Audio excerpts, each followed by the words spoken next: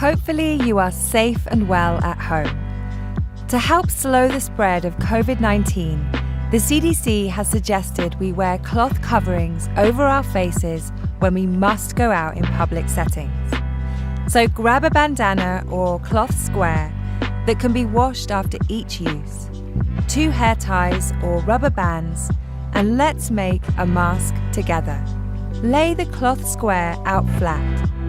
Fold it in half, then half it again.